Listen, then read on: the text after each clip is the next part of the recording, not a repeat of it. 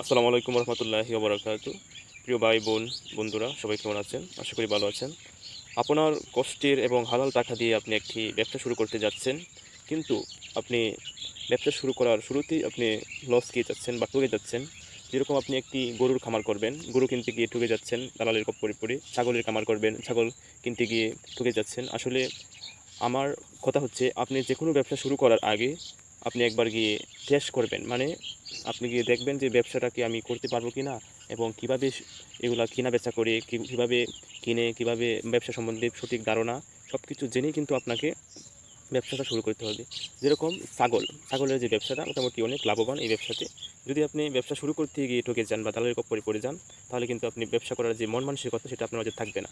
সেজন্য আপনাকে আগে সেই ব্যবসা সম্বন্ধে ভালোভাবে ধারণা নিতে হবে। যেরকম আপনি একটি বাজারে যাবেন, ছাগলের বাজার বলেন, গরুর বাজার বলেন, এখানে গিয়ে আপনি দেখবেন, ধারণা নিবেন যে এটার দামাদামি কীভাবে করে এবং কোনটা সুস্থ পশু, কীভাবে কেনাবেচা করে সব কিছুই জানবেন। তারপরেই কিন্তু আপনি কিনবেন, ঠিক আছে?